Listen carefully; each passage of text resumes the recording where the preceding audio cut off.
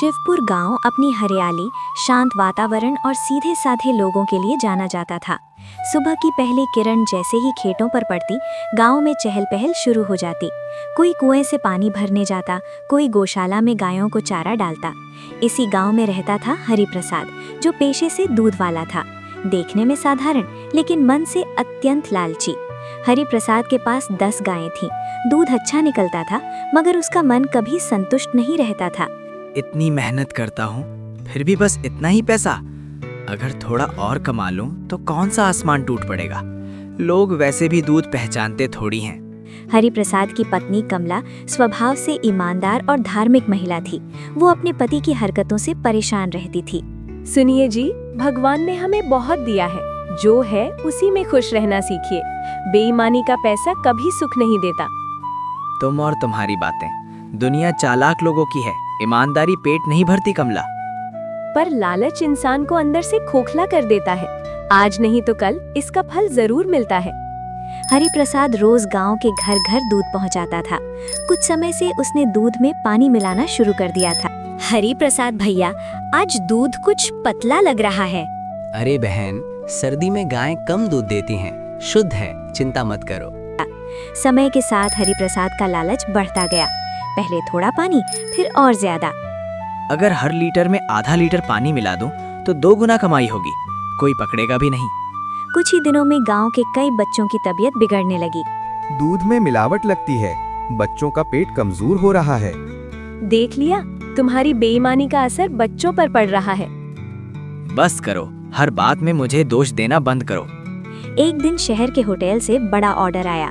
अगर दूध अच्छा हुआ तो रोज सप्लाई का ठेका तुम्हारा। अब तो माला माल हो जाऊंगा।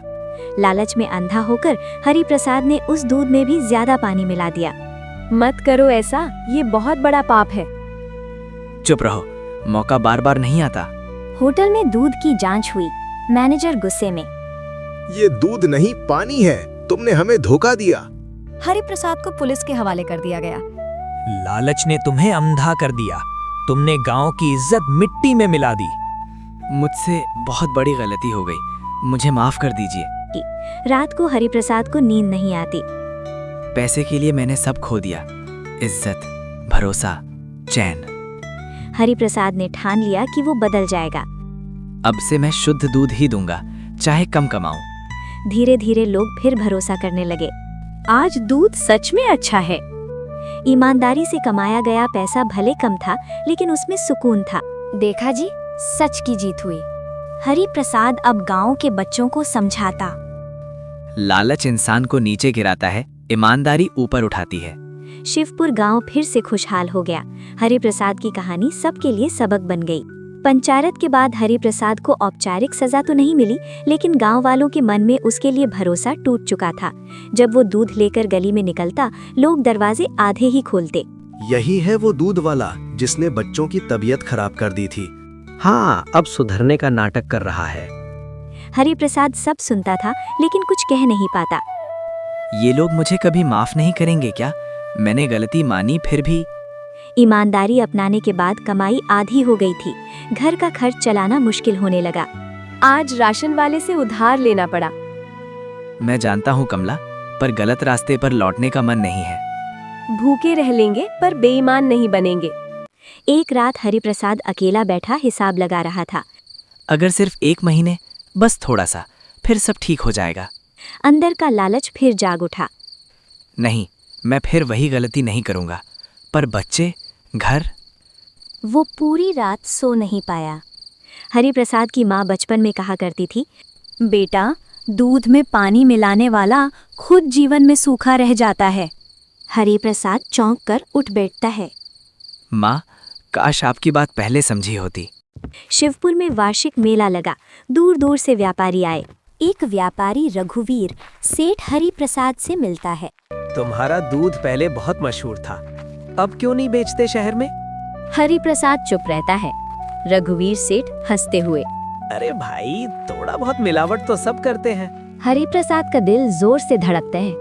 ये वही मौका था जहां हरिप्रसाद दोबारा गिर सकता था। नहीं सेठ जी, अब नहीं, मैंने बहुत खोया है। तो फिर गरीब ही मरोगे। सेठ चला जाता है। घर लौटकर हरिप्रसाद सब बताता है। आज आपने साबित कर दिया कि आप सच में बदल गए हैं। अगर तुम साथ न देती तो मैं टूट जाता। हरिप्रसाद ने फैसला किया, वो सिर्फ दूध नहीं, ईमानदारी बेचेगा। उसने अपने घर के बाहर तख्ती लगाई, यहाँ शुद्ध दूध मिलता है, जांच कर लें। पहले दिन कोई नहीं आया, दूसरे दिन एक बूढ़ा आदमी आया। अगर झूठ निकला तो आप एक पैसा मत दीजिए। इतना शुद्ध? धीरे धीरे खबर फैलने लगी। अब हरिप्रसाद का दूध सच में अच्छा है। धीरे धीरे हरि प्रसाद के घर लोगों की लाइन लगने लगी। जिन बच्चों की तबीयत खराब हुई थी वे फिर से खेलने लगे। चाचा, आज दूध मीठा है। हरि प्रसाद की आंखें भर आती हैं। अब कमाई ज्यादा नहीं थी पर स्थिर थी। आज मन शांत है। देखा जी, सच की जीत हुई। यही असली अमीरी है। सरपंच ने सभा में कहा, हरिप्रसाद ने साबित कर दिया कि इंसान बदल सकता है। सभी गांव वाले खुश होकर तालियां बजाते हैं। हरिप्रसाद अब बच्चों को सिखाता। लालच रास्ता दिखाता है, लेकिन खाई की ओर। जिसने लालच छोड़ा उसने जीवन पा लिया, जिसने ईमानदारी पकड़ी उसने सब कुछ जीत लिया।